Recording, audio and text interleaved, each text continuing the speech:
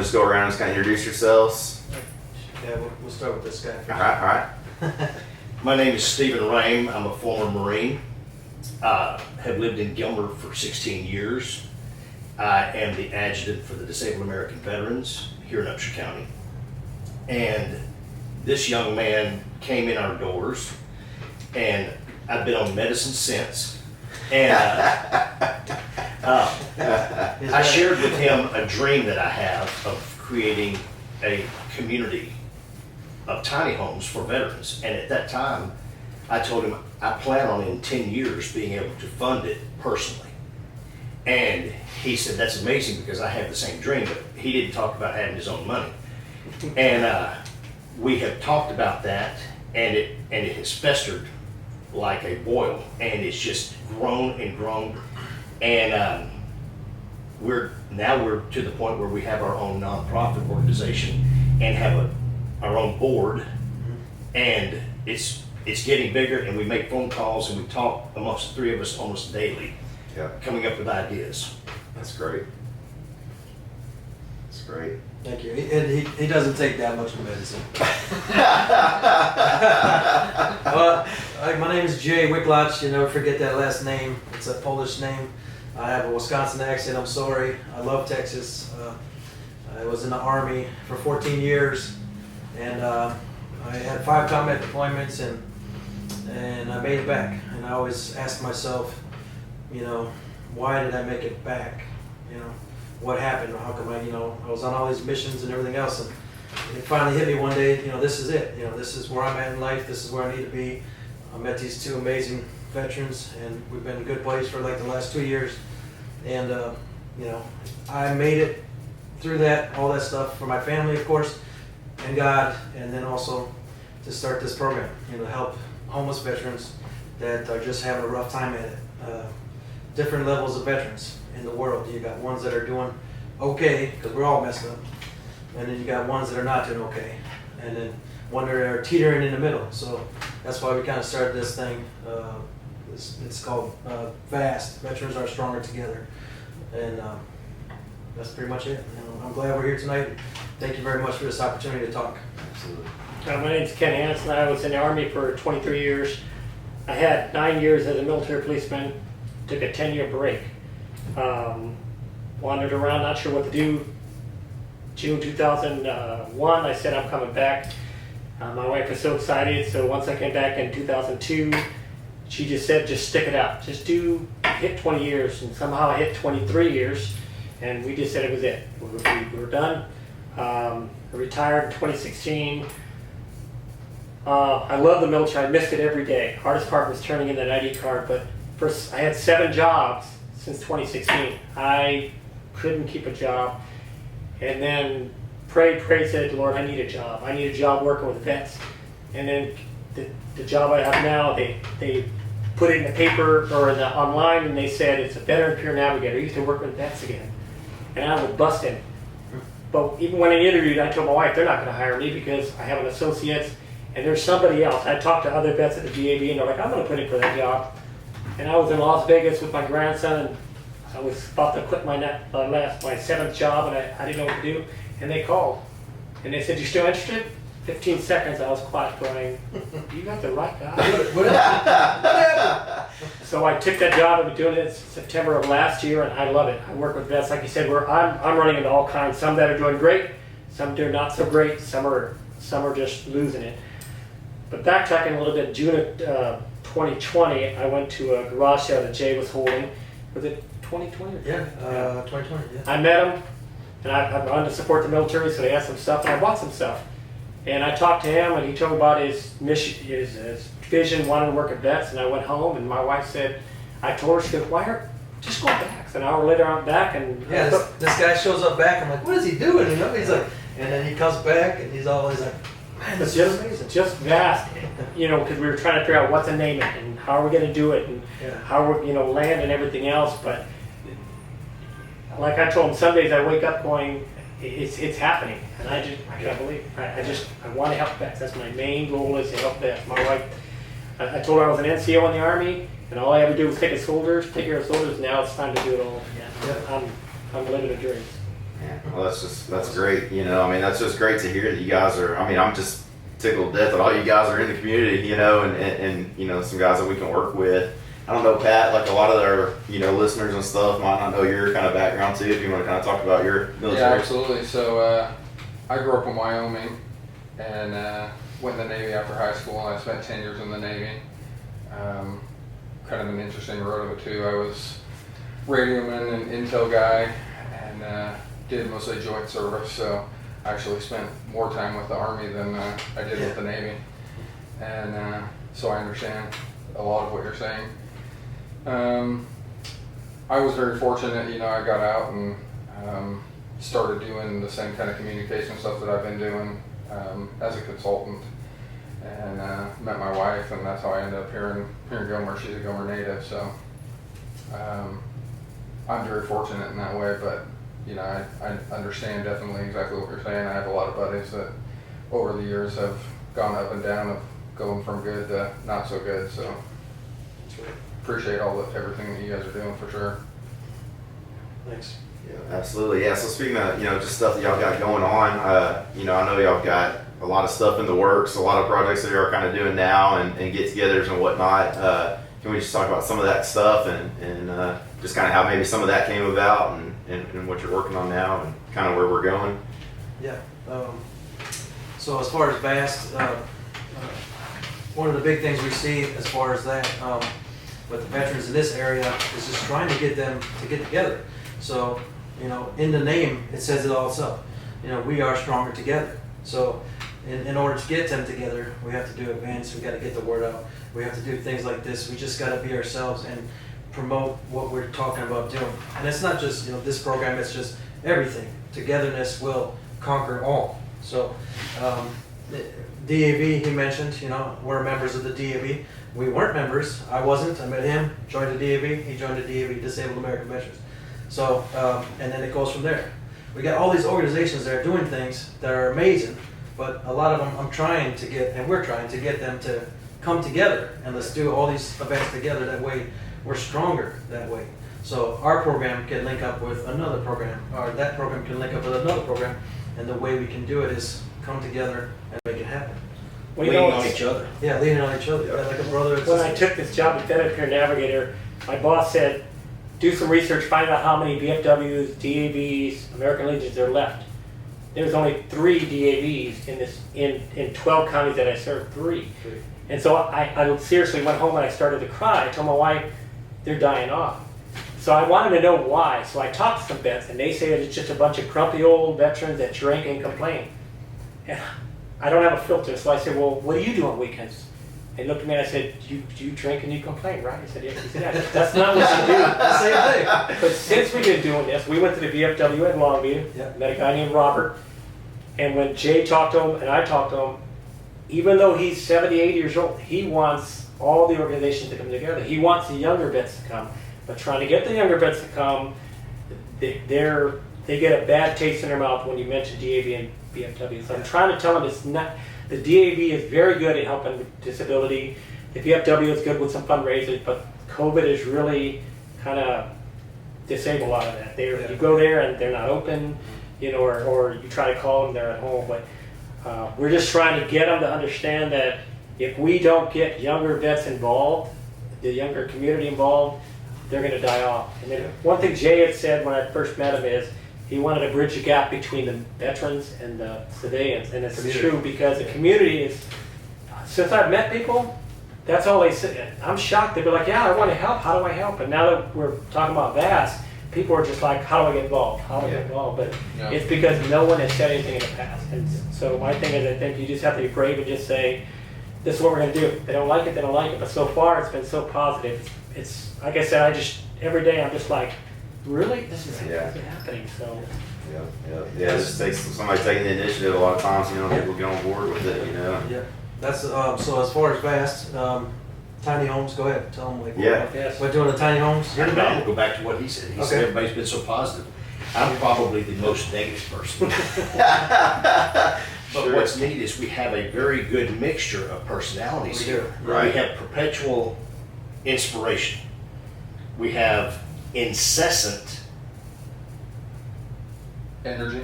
Energy's good, but he is. Yeah. Jay has a knack The of sport. going up to complete strangers and say, "Give me money," Yeah. or "This is what I want to do. How can you help me?" Yeah. Yeah. If you don't ask, you never know. I can't do that. Yeah. And I don't know if Ken has that type of personality, but I draw inspiration from Ken. I draw inspiration from Jay, and I'm the negative Nelly. Yeah. He brings everything back to reality, so he keeps me centered. And I called him a couple times, and you know, we have our disagreements sometimes, and it was like amazing. Like, you know, it's like, man, he's really mad at me. Oh crap. And then I started thinking about what we were talking about in that situation, and I was like, man, I'm so glad I got these guys because they keep me focused. Because I know there's a fire in each one of us and everyone, and I'm the uniter. And if you don't tell me, I'm running. So that's and he keeps me slow. And then this man is like my leaning ear, and it's really good. We got a good bond. It's very easy to talk about 15 years from now, Yeah. but we have to talk about where we are today. Right. Yeah. We can't offer counseling services, or we can't offer financial counseling services. Yeah. We can't have a PX or a gas station in our community until we have a piece of land. Yeah. Right. Once we get the land, we have to have an infrastructure. We have to have a road built. We have to have plumbing. We have to have electricity. Yeah. We have to find that piece of property though that has no restrictions. Yeah. But you know what? It's 10:30 at night, and we haven't accomplished the thing. We've gotten ourselves excited. Yeah. But let's bring it back down to what do we need to do first? Yeah, time now. Yeah, and that's like I said, I reached out to a lot of people. You know, I'm not afraid to send an email. I'm not afraid to come up to somebody and tell them, hey, this is what we're doing. Get some ideas, some fresh look at, you know, this is. And when you tell them that you want to help, I'm gonna tell you right now. And I told these guys in the beginning, you know, we all have titles, president, and you know, all them titles that a nonprofit has. But when it comes down to it, I said, at any moment in time, you guys let me know if it gets too hard for you, because I'm going to tell you, because working with homeless veterans, you have to take yourself out of this reality that we're in right now, as far as my life and their lives.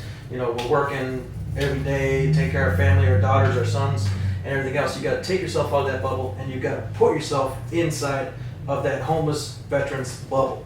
And it's very difficult, and I know it's going to be, because they have had a different life. And we have some of the same features as far as being in the military and combat and some other things, but when it comes to them living on the streets, living on the side road, begging for food, always having to have, you know, need help. I told them, it's going to be a tough road. You know, we're not going to always have the good ones, the bad. We're going to have bad ones, and we got to be strong. It's going to be tough. So, All three of us are disabled veterans to some degree. And we're lucky. You're lucky. You know, just to be alive today, you know, to have grown up with metal dashboards, you know, and lead paint. We're surviving, yeah, right? we're still alive. Yeah. But not everybody fared so well. Yeah. I'm an alcoholic. I've got 26 years of sobriety. I quit drinking 2 days after I got out of the Marine Corps. That's awesome. That's not on me. I couldn't have done it by myself. And I'm a better man today for it. But there's a lot of veterans out there that haven't had it so lucky. And like he said, each veteran is walking their own walk, and we're prepared to help them. Now, Jay and Ken get out there in the nitty gritty. They're in the ditches, they're in the swamps, they're down there with those people. Man. And I keep telling them, iron sharpens iron. Every once in a while, come back inside and get yourself refreshed. Yeah. And I'm real good at the planning and determining what we need to do in a structure, while I can't do what they do every day. Yeah. Does it take me back? Does it remind me what I could have become? You know, they're good at what they do. Yeah. And that's what it takes, all different personalities. But in this, my wife did, she was like, just like Jay said, if there's any time you get too much, just stop, come back. But because I'll come home from work, and there are some days that I'm just defeated. I'm thinking I try to help this person. Yeah. We have had a few vets that have kind of went off the rails, and they kind of blocked us on Facebook, and they don't want anything to do with us, and I just feel like I failed. And my wife said, you didn't fail. Now I confide in her, but I never tell them their names. I just tell them kind of a roundabout story. And she'll say they're responsible for their own actions. They can't, You know, because a lot of them will say, well, I was in for 5 or 6 or 7 years and I've been to combat. She's like, honey, you were in for 23 years and you did the same thing. You know, because I've gotten to the point now is when it gets to that point, I have to say we did everything we could. Because my wife, she grew up at Fort Ord, California, Bay Beach, and she always reminds me of, you're like that little kid, you're trying to pick up all the starfish and throw them back in the water. You can't save them all. Right. One of them's gonna go, one of them's not gonna make it, but I just come to the conclusion, I can't take it personal. I have to try, we're gonna try to help as many as we can. We're doing a pretty good job just talking to them. The one thing I did learn was vets, what the community we're gonna have, it's gonna be good because they just wanna be around other vets. They just wanna talk to vets. You give them, I had one vet that told me I said, we have mental health, I can get you food, I can get you a job, I can therapy, what do you need? He just said, I need someone to talk to. Yep. And he calls me, you know, every now and then and just say, I just want to talk. Yep. Well, I honestly thought I was going to have to jump through hoops. No, he just wanted to talk. That was it. He just wanted to be around vets. But, you know, they do have homeless communities and everything else, but every vet I talked to already said the same thing. It's hard because they're around people that don't understand what they went through. Yeah. Yeah. So, And then, so the research that we've done so far, HUD-VASH is a program that they use almost like Section 8 housing, and what it is it's a combination of the Veterans VA and Section H, so it's a veterans way it's called HUD-VASH. So what the program does is it will get a veteran off the street, but they have to come in, they get a little waiver, like a voucher. They can live in one of our buildings that we're talking about building. All right, now the government will actually give our nonprofit some funds to house that veteran, and then they'll give them it's like a voucher. So something we talked about is, we didn't realize this when we first started, that there's homeless veterans that make too much money. yes. And they cannot apply for a HUD-VASH program, because if they get Social Security disability and they get the VA disability, they punish the veteran for that, for making too much They money. make Now they're more than homeless. $1,600 a month or $20,000 a year. Can't get it. So I've been to a lot of organizations, a lot of that are just for vets. I've been to homeless shelters, and they have rules. You got to be you got to be clean. No drugs, no alcohol, and you can't just come in there and get it for free. So, Shane, we've talked about it. You know, they're going to sign that, but they're also going to have programs where they're working. They have to be working. If they're not working, maybe they can't work. They can work on the property somehow. We've got some people that said, you know, where they teach how to trade, can teach how to grow a garden. Yeah, diesel mechanic, somebody. Yeah, he can teach that, and but if they're we're not going to enable them. We're going to at first we're going to hold their hand and get them in there, but after that they have to work for what they got. Welcome to school, baby. Yeah. So just to put like a scale with this, do you guys have an idea, just like within Upshur County, like how many just veterans in general do y'all think that there are in Upshur County? I mean, the research that I've done and we've done is the average age of the veteran in Upshur County area is between 42 to 56. So I'm one of the younger veterans, but there's we want to cover East Texas, Right. Cover the East Texas area. So you know how many times that we get phone calls for, hey, I got this veteran and we got nowhere to put him. During holidays, Christmas time is really bad. We are going to be right now the only veteran homeless program in this side of I-20. There's one there's one in Texarkana, right?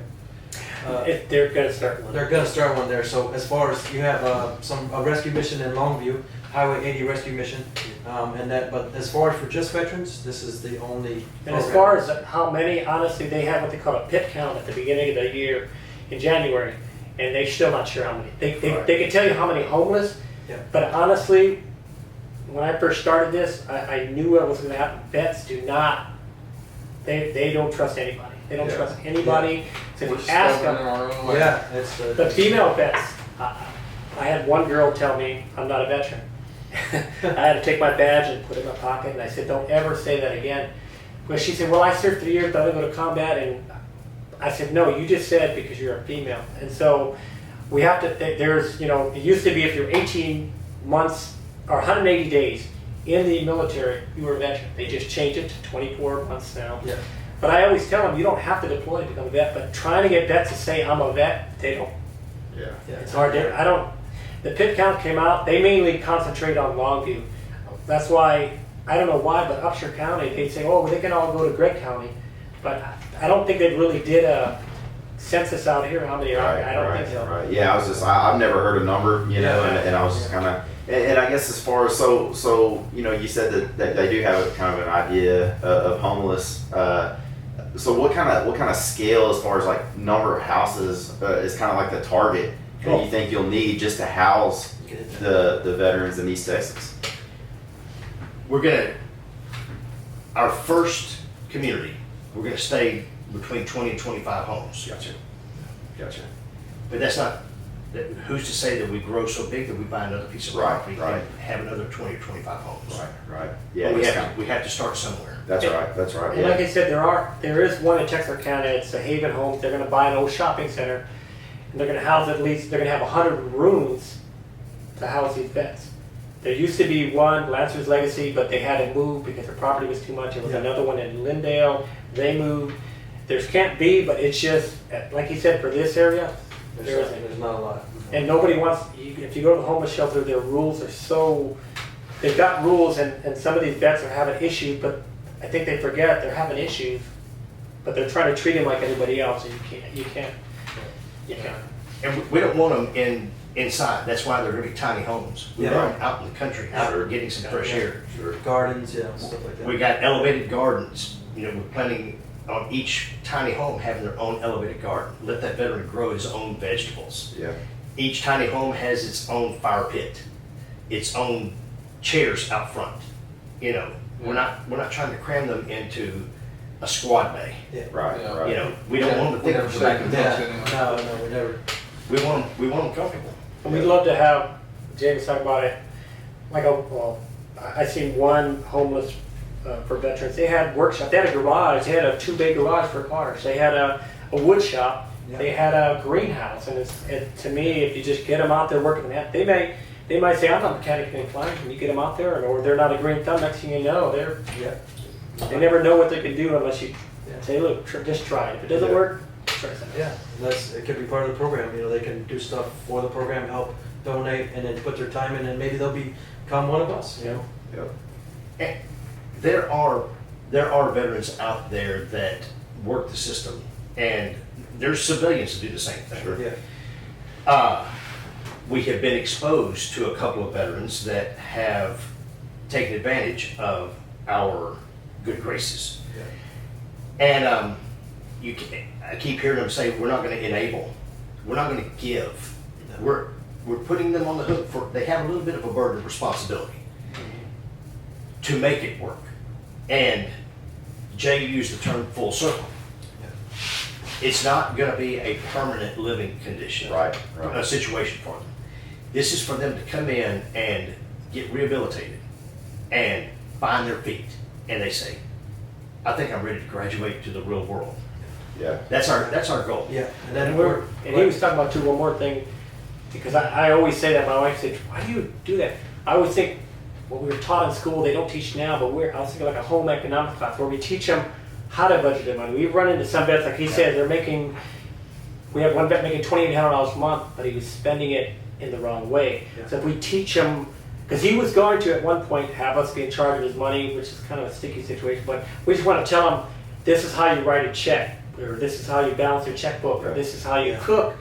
That kind of a home economics thing where they, like you said, we're making them productive. So when they're ready to go, they can do it out in the real world. They don't have to rely on us. Yeah, and then going back to the full circle thing, so the temporary living and the small connexes or cabins that's where it first started, but now we've actually reached out to some other companies where we can actually physically have maybe another area where this is your home now. Yeah. So we get a Connex donated by a couple companies or something, and now you did the program, and then basically there's two different ways that the VA.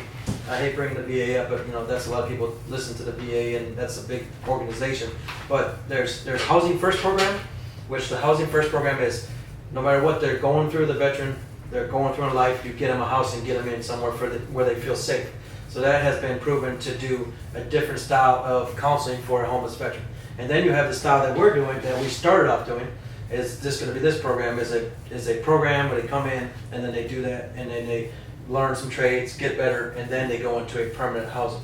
So we're trying to actually talk with this other people, and we're saying, look, we can do the program, and then when they're finished, we can have that house, tiny home waiting for you, and here you are. You know, this could be a full rehabilitation, because a lot of them are just getting dropped off. Yeah. It's like, you did the program, good job, all right, kick them on the curb and see you later. And we can't do that. We have to set them up for success. We've been told that many times, set them up for success, give them the tools. So, and I think, I mean, you know, just from the outside looking in, I mean, I think what I see happening is, I think you guys are just gonna be a great influence for people. You know, I mean, yeah, you're gonna teach them skills, you're gonna give them a place to stay and do all these things. But I mean, I feel like just the vibe you guys put off as a group, you know, I feel like just being a role model for people, just saying, you know, and I think what that's gonna do is, I think that's gonna lead into something more exponential. Well, now, whenever they go through that program, now they're one of y'all, they're gonna go to a different community, start the same type of deal over there. And then, you know, and then that now they've got 5 more guys under them that are going out and doing the same thing, you know. And I mean, I see that happening. I mean, I'm, you know, I mean, shoot, I'm getting fired up just talking to you guys, you know. So let's go. Yeah, that's it. Well, no, man. Well, yeah. So, you know, I think that there's going to be a lot of people that are going to watch this podcast here in town, and you know, kind of our following is just from a lot of people that are just fired up about what we're doing, and I think they're going to have the same sort of fire for what y'all are doing too.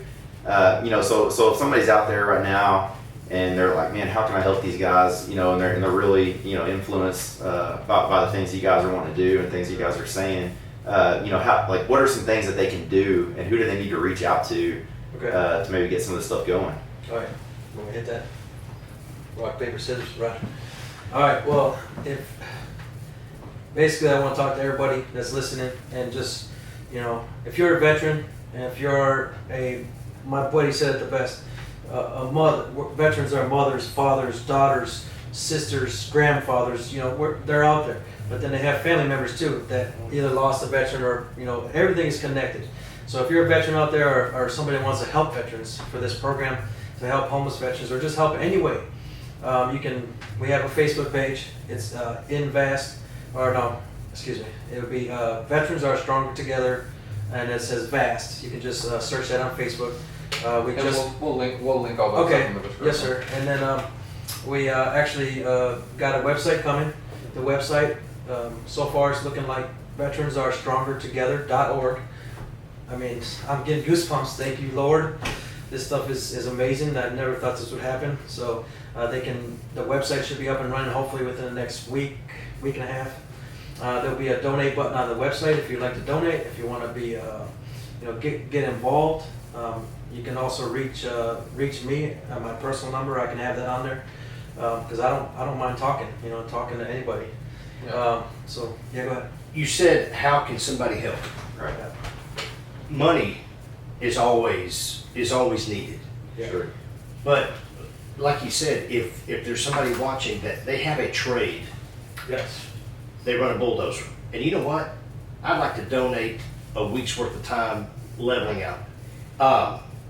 Or I'm a plumber. What, you know, I can't provide the materials. If y'all can provide the materials, maybe I can lay the pipe for you. Sure. Yeah. Sure. You know, stuff like that. It's going to take building the infrastructure. Right. I keep going back to that. Yep. But if anybody would want to donate their labor, we would take it. Right. First things first, we have to have a piece of property, Right. Yeah. Right. which takes money. Well, I was just going to get into that. So we're going to do some fundraisers coming up. We also are going to have, during the Jamboree Festival, VAST is going to sponsor a completely free haunted house during the Jamboree Festival. So that's going to be amazing at the DAV building. And it's completely free. We are having fun, and you got a big family, and you just, during the Jamboree, you have to pay for parking. So we're going to be the only thing on the street that you can come in and just have fun with your family. And then there'll be a donation box if you want to make a donation, $1 for going through 100 times. We're going to have, working on a concert that is some veterans that are country singers, maybe doing a donation to come in the concert. Do it here in Gilmer, because this is where it's going to start, and this is where it's going to be.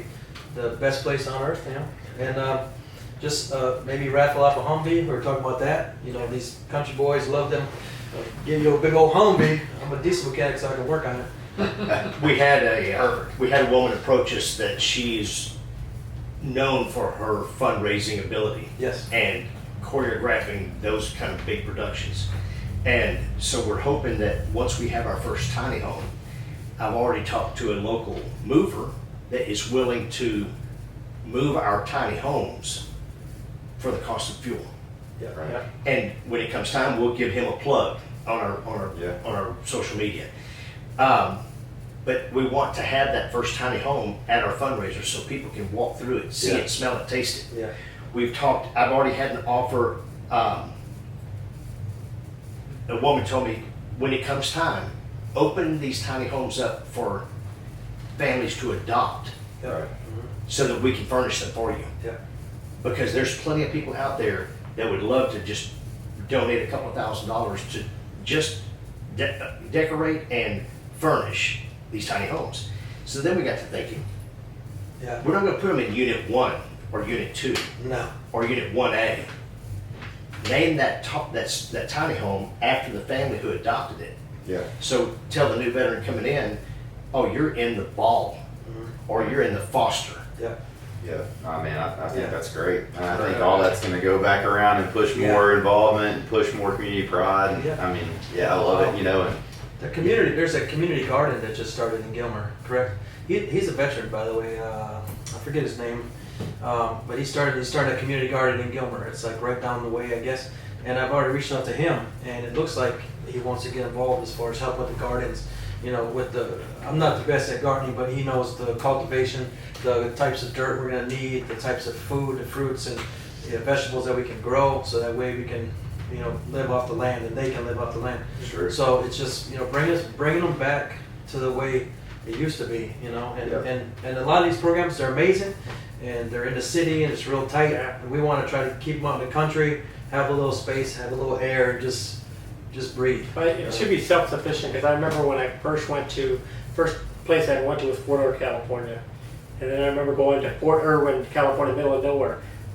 But I noticed about all the bases there were everything you needed was right there. You never had to leave the gate. Not a good idea not to leave the gate, because you got to go stir crazy. But I just noticed they had the commissary, they had the PX. They were self-sufficient. They told us, you know, I learned how to, I wasn't supposed to, but we were living on base in housing, me and my wife, and I would fix things. But my thing is, they need to learn how to do this on their own. Yeah, so when they get out there, you know. And then community projects, that's Yeah. amazing. So we come together with Live Gilmer, and we get the people in Gilmer and the surrounding areas. Hey, we want to fix up the lake area. We want to build a big dock like Gladewater has, where you can just fish all along the dock.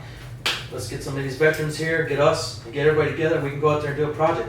And it's endless of the amount of things that we can do. How come Gilmer doesn't have a train that like Jefferson, Texas, where you can ride the train, go around and with the kids and the families, and then go through downtown area? You know, there could be a lot of amazing projects that we can do from this program also. You know. Well, I thought you were fixing to talk about the VSO. No, I was gonna say Oh, heat, but I'll talk about that. But I remember one thing I remember in the military, every time I went to a certain school, there was always at one time towards the end of, right before you graduate, they would say, we've got one more thing, we got a community project. Exactly what they do, they would go out and we clean up some museum, or we do some kind of, we visit nursing homes, we do something, but that just brought back memories.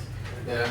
I know. I was thinking the same thing. Every single time, you know, we train guys to do literally everything down to the smallest minute detail, but you know, we didn't necessarily do a great job for them in life skills after getting out. Yeah, that's right. And we're stronger together, because when you get separated, it's even me. When I got out, I was separated for a long time. I just lost myself, and you know, it's hard to talk to people about certain things. You know, and it's just, you know, I need to do this for myself. And I told these guys, this helps me a lot. You know, I have to stay busy, because if I'm not busy, I'm thinking, and when I'm thinking, that's not. So you got to stay busy, you got to stay focused, and then helping others make this happen. So. Do you remember when you got out of the service? I do. You were on top of the world. Yeah. You could have accomplished anything. Yeah. That's how I felt when I got out of the Marine Corps. Yeah. There's nothing that you can tell me that I cannot do. I promise you I can. Yeah. I felt that way. And that's where all of these guys are that are out there living under a bridge or in and out of homeless shelters. Yeah. They had that feeling one day. Yeah. They've lost it. Yeah. What can we do to restore that? Let's bring it back. Yeah. Come center, bring it back. Well, the big thing too I learned in my job is a lot of the vets, because I don't know who was doing my job before me, and I'm not going to talk about them or anything, but they'll say, you know, the VAs, they're not doing anything for me, or, you know, there's nothing out there. But just today, and I'm a very modest, humble guy, but I was feeling like I got up late, I went to work, I had to sit in the office, and so I just thought, man, I'm not doing what I'm supposed to do. I got 2 calls, and both of them said, you've done more. They said, I appreciate what you, and all I did was just submit their paperwork to the VA or made a call to a hospice. And I didn't feel like I did much, but they let me know that just that little bit helps. And I just, like I said, there are days that I'm just like, I'm not doing enough, but then that just helps. My boss keeps telling me, Ken, this is your job scope. You're trying to do this. Just remember, if you do this much and then a little bit more, you're good. But a lot of these, they've been scorned by the system, and you talk to the VA, no way, the DAV, the VFW, but now I'm trying to let them know it's not so bad, and they're starting to see that I'm kind of like the middleman, and they're starting to see things that get done. Because a lot of times when they go to the VA, they get on the phone, and after about 10 minutes, they lose their patience. They start swearing. But then when I get on the phone, You got that. My wife- You got that pretty voice. I hear my wife Hey, guys. saying, watch your voice. Because I did lose it one time on a utility company, and I felt so bad, so I had to call back up, and I sent a card to him and cookies to a certain lady, and I told her, I'm sorry, it wasn't your fault. My wife is always saying, just be patient. And and these vets are now saying, if you can't do it, find somebody. And now they're finding out the VA is not that bad. Does Upshur County have like a veteran service officer? Okay, so the veteran service What are we officer- doing in Upshur County for veterans? The veteran service officer, the only one they use is Longview. Since I've been doing this job, I go to 12 counties. Go to Texarkana, they work from home. I'm just saying, they go to Marshall, try to get them on the phone. I don't know any other county. Every county should have a veteran service officer, someone that they can go to turn in their paperwork, get their discharge paperwork, get their medical records, get a funeral, burial benefits, but we don't have one in Upshur. What? Since- Say it ain't so. Since I've been gravitating We don't toward have it. Upshur County and Gregg County, because everything is right here, because this is where Upshur County's at. During coronavirus last year, I went over there, they're having a big, it was in October, and I remember it was raining, and I tried to get in the building, and it was locked. And I thought, and some guy said, well, it's because of coronavirus, you should be staying home too. And I said, in the career field I'm in, whether it's veterans or homeless people, if I stay home, who's going to help? Who's going to help? So I was knocking on the door, nothing. So after talking to Jay, I just told myself, you know what, I'm going to try to be a VSO. Not to work as it, but just so I can help them over there at Longview, and I'll just do it on my own. But I found out they have one in Upshur. The story was, there was one a few years ago, I heard it anywhere between 3 to 10 years ago. Yeah. They had an investigation, they had an interim judge come in, he did the job, and then they just took the VSO off the budget. I didn't understand budget, so when I talked to a lady, I'm not going to mention name, but she said it's a disservice to veterans not to have one. Yeah. We need one. So I said, what do I do? She goes, come back tomorrow, talk to the judge. I did not know it was a meeting, a county meeting. So I showed up, 9:30, like she told me. They don't show up till 10 minutes to 10. I said, okay, I'm going to go get coffee and I'll come back. I come back 10 minutes to 10, they're already starting. I come in, I signed where the lady told me, and I'm sitting there and I see her get up and talking to the judge, and they point to me, and I thought, oh man, I'm in trouble. So then he says, young man, stand up, tell me who you are. And I told him who I work for, what do I do, and he said, she said something about the veteran service officer. Yes, okay, well you're going to be, when we bring up all the different points, you're going to speak. So I said, okay. So I sat down, I was the first guy to get up. I'm pretty good at speaking, but I was nervous. So I got up and the filter was off. I just said, why don't we have a BSO? I heard about something about embezzling. I said, I don't know what it is. I heard it was 3 years, 10 years ago, but what's happened? And they told me. And the interim judge was doing both jobs. Yeah. And that's when I said, well, to be able to work with veterans, you have to actually have a passion for it. And I didn't think about it until I said it. I was thinking, oh, and I didn't want to, disrespect them. But the judge that was there, he liked everything I said. And so he said afterwards, after the meeting, he said, young man, stand up. And he said, yes. He goes, one more question. I thought, oh man, probably said something wrong. He said, "What's You're your phone going to number?" jail. I said, "What?" He said, "What's your phone number?" I gave it to him, and he said, "We'll be giving you a call." Before I heard there was a donation, a large donation, maybe a year or so ago For veterans, right? for veterans, Yeah. for veterans In Upshur County. in Upshur County, but they had no one to give it. They didn't have a VSO. They didn't have anybody. So they just distributed it supposedly to hospitals. To me, that's like giving sick kids candy bars. Yeah, what about the DEV, the American Yeah. Legion, the VFW, all these people that are struggling right now? Upshur County could have done an amazing event for veterans. Get them together, let them get to meet each other, and just help the community. I was shocked, and the lady is sitting there said the same thing. She was shocked too. So she said, "I'd like to see it happen." So she said, "Who do you have in mind?" And so I put my badge in my pocket and I said, "Me." Now I love my job, but I'm learning more and more. Reaching out to vets is one thing, but VSO, I can still do the same thing, except I can actually make sure the paperwork goes through. They're doing it right now, basically. Yeah. And then I found out how hard it is. It's probably as hard as an Army test that I took in the military, so it's not hard. But I found because, They let you take 3 times. yeah. So I was told Did it kick the desk? that they can't, that it's on the budget, and they're worried about other things like roads, and they would have to raise property tax for that position. Well, I talked to a VSO in Longview, and she said, "Ken, just tell me to do it part-time, because I have to be appointed, and then I can take the testing." So I'll tell them, if you just, I don't need a lot of money, I just want to get my foot in the door, because, again, when we start the VAS, we need a VSO. Yeah. In the DAV, they call them CSO. CSO, yeah. So I'm going to be taking that training anyway, but if I can get accredited, that way if someone comes up to me and says, "Guess what the VA says?" I can say, "Nope, I'm on YouTube, I'm learning that the VA will tell you one thing, hoping that you don't know what you know." Yeah. Because there's a lot, they'll deny you for a lot of, and the VA here is really good, and Overton Brooks, I'll admit it, they are good. But overall, they'll tell you your hearing loss is not service related. It's not true. No, it's not. There's some of these symptoms that there is no annotating, there's no documentation for it. Yeah. PTSD, there's no documentation for that. There's no documentation for a lot of it, but the vets are being told, sorry, but like I tell them, they'll say, "Well, when should I stop?" I said, as soon as they award you at least 10%, that's when you stop. And then wait a year and then go for more. Can you tell that we just want to talk? Yeah, hey man, hey. Veterans just want to talk, and they want we want to get together with other veterans, and we're not leaving the community out, because No. I would love to learn what you guys did in the community when I was away, because I was away almost my whole marriage and everything else. So I'd like to know, okay, what do you guys experience, and let's bring it together. Yeah. Because without the people back here supporting us, and not saying, "Oh, we don't like the military," but we love the military. Thank you for your service, and we can work together to see. You can experience what I experienced, what he experienced, what you experienced, and then we can bring it together to try to, like I said, it's in the name. Yeah.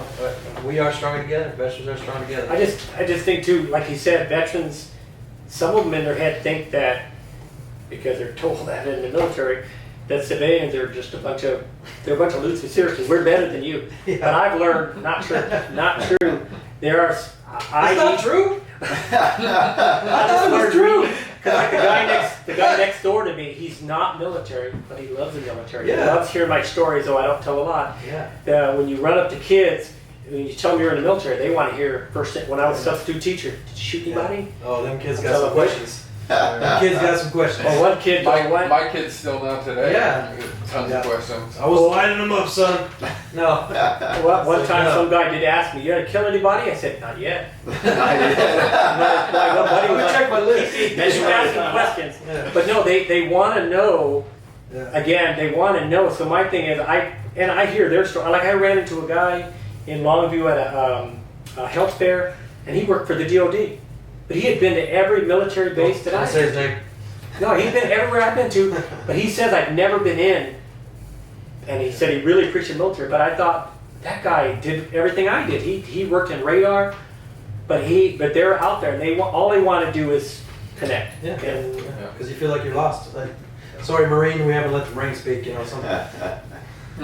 But what I found is interesting is there's just as many civilians out there that have the same passion that Yeah. want to help. Oh yeah, absolutely.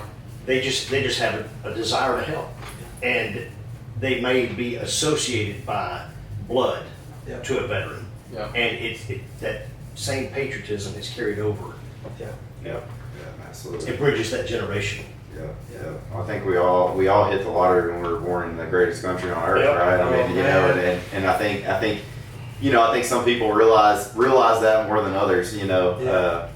But yeah, I think, you know, and I think one thing is just like with everything that we keep coming across, you know, just awareness, transparency. Yeah. You know, I think one thing that Liv Gilmer could do to really help you guys out as much as we can is just like kind of track y'all's progress. Okay. You know, and just kind of like, you know, hey, we bought land, you know, well, we want everybody to know y'all got y'all's land, you know, and man, but you guys are stuck on dirt work right now, you know, and stuff, and we're going to put that out there so maybe somebody that does dirt work can come help you out. Have you guys back for updates? And Okay. just like you said, people getting a hold of you. Yeah. You know, most everybody knows how to get a hold of us. So Yeah. obviously anybody can contact me, and I'll make sure that we all get connected. Yeah. That'd be Like great. I said, we appreciate everything. We, you know, God made us, our paths come together. So I just want to take this time to thank God for meeting you guys, and we have to keep that spirit alive. So thank you guys for. And that's another thing when we say, you know, people are gonna say, well, I don't have much to give. Just pray for us. Yeah. But somebody may say, well, I have a chair. It could be a little bit, if they don't have money, they may have time, but just all Time. else fails, just pray for us. What do we say? And to someone to donate their time, that's the thing that Yeah. you cannot get back in life is time. So the most valuable thing is time, and Yeah. just to come out and hang out with a veteran, or but it's just the thing we can do to just get together and I think vets too will see that if they see the civilians are coming out there, they care, then their whole thought process will change, like they really do If care. we These can guys that open are, their perspective. well, these guys that are military and now they're celebrities, they're coming back, they remember where they came from, they're gonna be like, well, they're not better than me, they're just like me, they remember, so Yeah. I think it'd be good. Yeah, absolutely. We look forward to working with you guys in the Awesome, future, man. you know, and I just appreciate the, you know, well, I appreciate the hell out of you guys, what y'all done, all y'all done for us, you know, and man, just what y'all are doing in the community. I mean, man, we're lucky to have you guys, and yeah, we'll be in touch. thanks For your time. Yeah, thank y'all so much. Appreciate it, guys. Yeah, Thank you appreciate very it. much. Thank you for your time. Easy enough, huh? All right, that's good.